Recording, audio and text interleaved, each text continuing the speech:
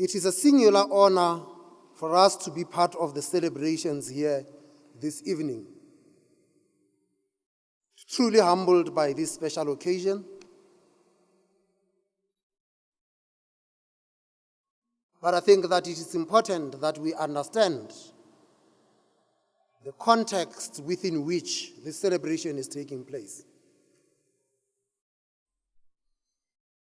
Let me begin by painting a picture of the context within which we take over the reins at the helm of monetary policy in the South African Reserve Bank.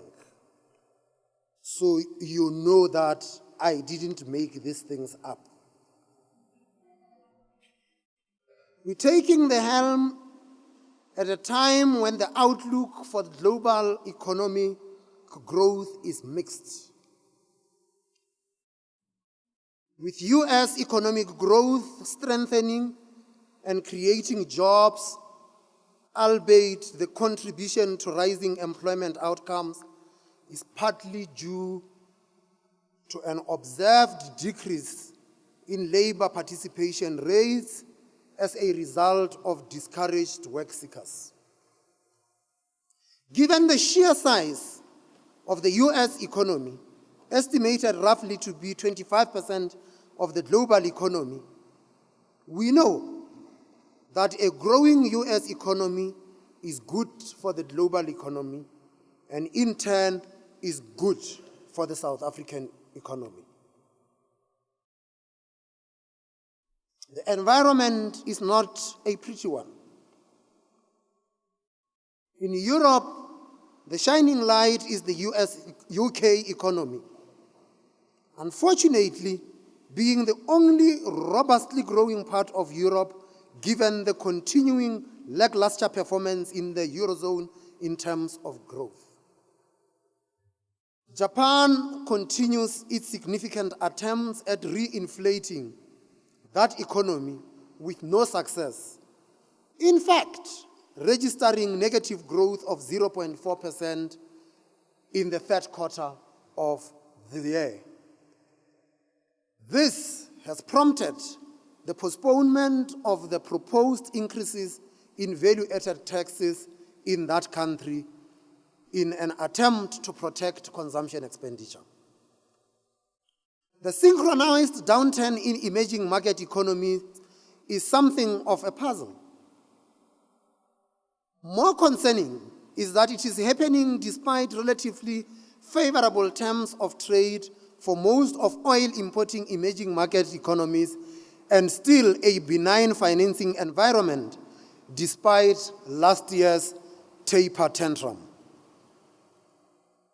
For us, we watch China's growth performance closely, given that they are an important destination for our commodity exports, and as such, a slowing China, especially at the same time as a protracted slowdown in the euro area, which itself is an important destination for our manufactured exports, cannot be good for South African growth outcomes.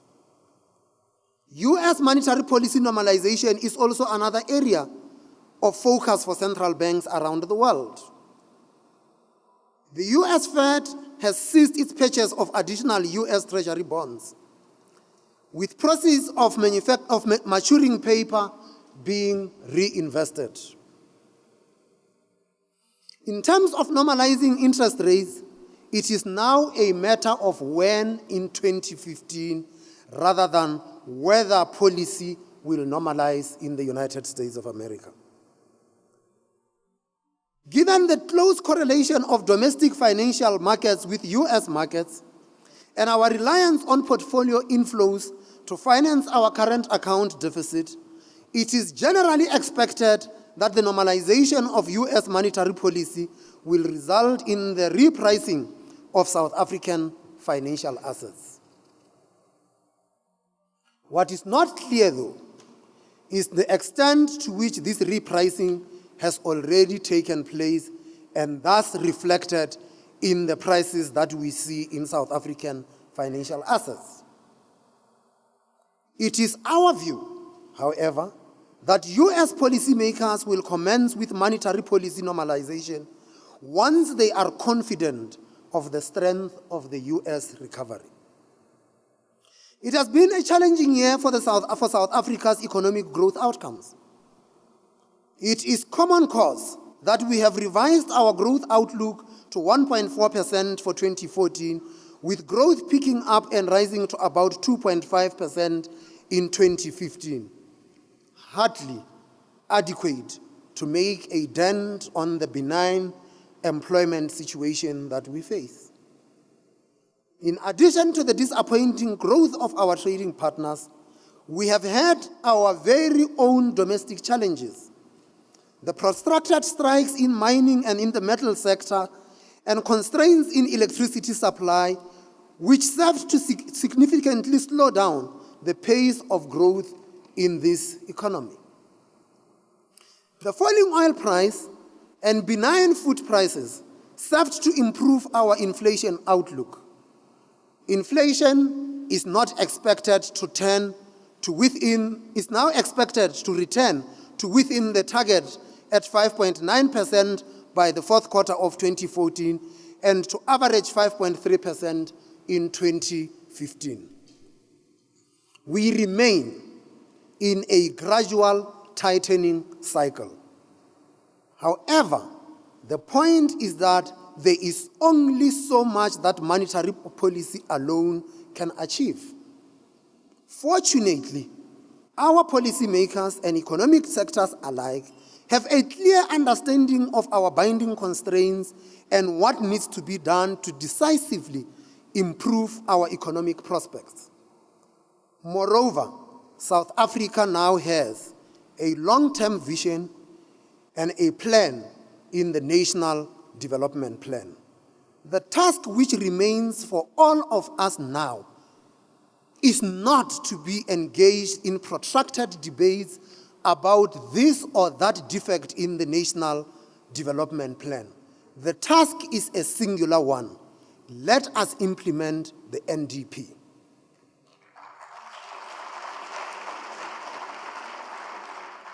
That is the context that this evening's celebration is taking place. If my memory serves me well, tonight is about celebrating excellence. Out of curiosity, I checked the dictionary meaning of the word excellence, and it is defined as follows: as the quality of being outstanding or extremely good. Its synonyms include distinction, high quality, superiority, brilliance, greatness, merit, caliber, eminence, preeminence, supremacy, value, worth, skill, talent, genius, virtuosity, accomplishment, mastery, prowess, ability, rare supereminence. So there is a lot to celebrate tonight. Every successful nation in the history of mankind has owed its success to the hard work and excellence of its people. Nations with no natural resources, which had become most successful, have got one thing in common. They had invested in the capabilities of their people. As leaders in different spheres, in both the private and the public sectors, we have a responsibility to entrench a culture of excellence in our country. In order to achieve what this country needs, in economic performance, in social cohesion, in stability and general prosperity, excellence has to become the essence of what truly defines us as a nation.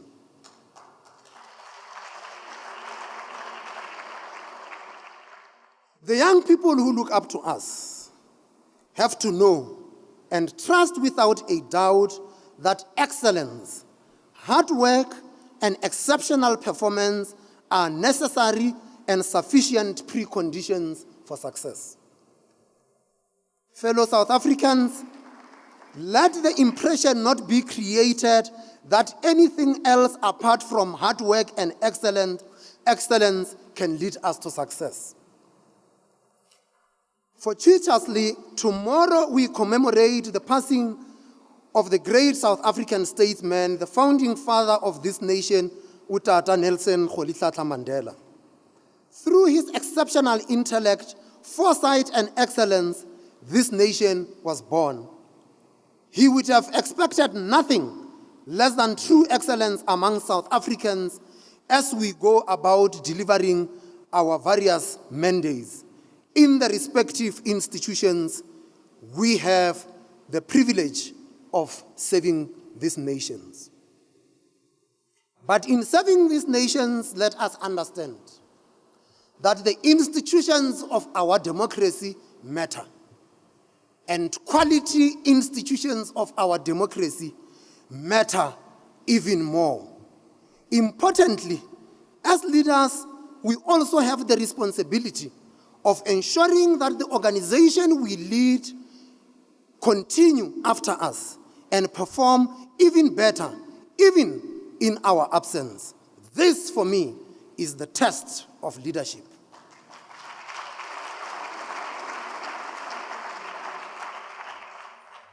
If an organization dies with your departure, you have failed as a leader.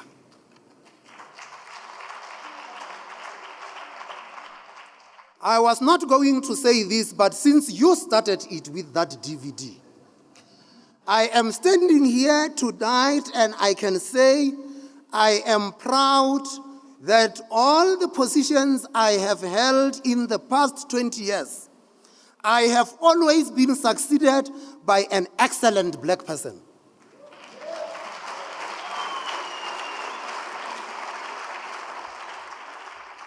It is a model that works.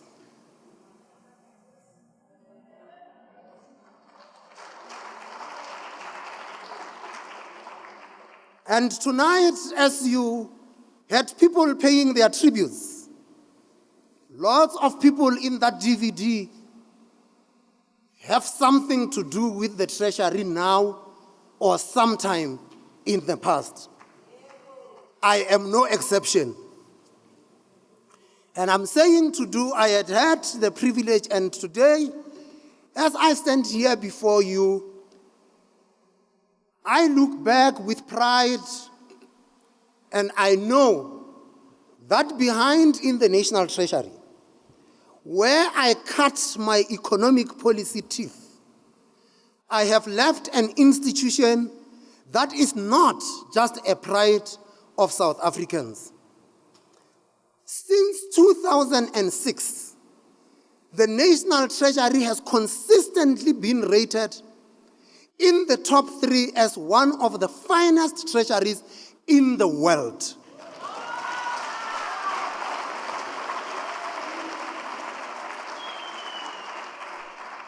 And in 2010, just before I left the Treasury, it was rated the best treasury in the world.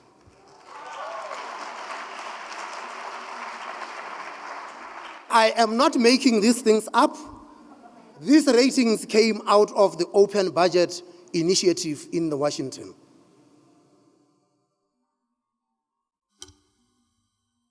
This not being a night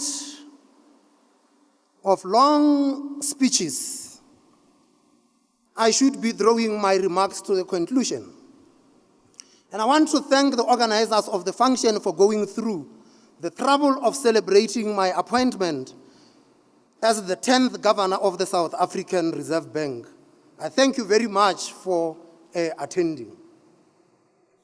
But it would be remiss of me not to let you in so that you actually know a little bit about me that all of those people who talked do not know. and it has got nothing to do with wine. I don't know how many of you remember who your sub-A teacher was. I do, but she passed away some few years ago. May her soul rest in peace. But amongst you tonight is a truly remarkable woman who really believed in me. I met her in 1972. She was my sub-B teacher. And the classroom was a tree in Moleji. So when you say we want to stop children studying under trees, don't cut that tree.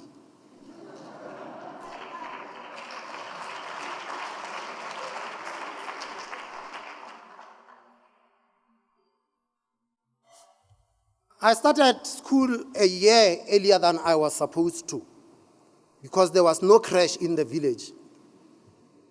And my mother had to go and work in the field, and she didn't know what to do with me. So she asked a teacher friend of hers to take me.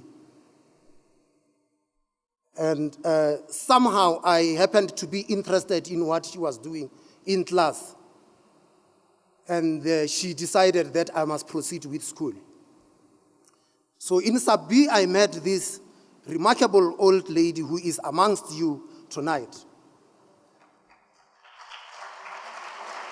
But during those days, today I'm standing here, many of you, you talk about that tall man from the Reserve Bank. I was actually very short. And during those days, for you to go to school, you had to be able to take your hand and be able to touch your ear on the other side. I couldn't touch my ear. And so the school inspectors came, and it was that I am too young to have been in school, which was partly true because I started a year earlier. But the sub-B teacher believed in me. And after the school inspectors left, she kept me in the school. And I proceeded to Standard 1, but she left the school. And when I was in Standard 1, another teacher who was a very bad influence conspired with the school principal, and they said I must go back to Sub-B because I am too young to be in Standard 1. And it became an argument over a number of months. Towards the end of the year, I heard that my old Sub-B teacher is coming back to the school. I don't know what she did, but somehow I was allowed to stay on. But then I had to get textbooks. But she said that it is almost the end of the year. There is no point buying Standard 1 textbooks. And do you know what? I am teaching Standard 2 next year. So she went and she spoke to my mother, and my mother availed money, and I was bought Standard 2 textbooks in 1973 when I was in Standard 1. She was a remarkable teacher because after school, she would make the turns and visit us in our houses. People said lots of good things about me. When you got a visit from her, it was probably because you were in trouble at school. So, and I got most of the visits. She engaged with us over weekends and after hours. Ladies and gentlemen, at that table over there is my sub-B teacher, Mr. Simpiana, who is now a Mrs. Makuya. Mewe, can you please stand up so that they can see you?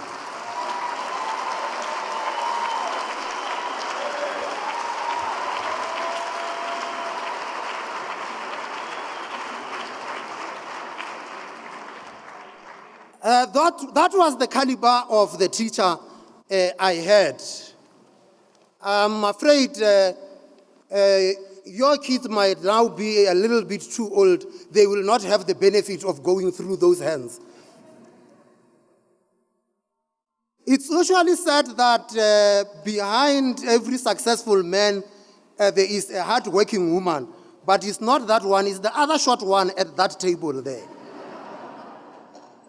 Whom tonight was generously referred to as your lovely wife. Mrs. Kganyago, if you can stand up so that the ladies here can know that I'm taken.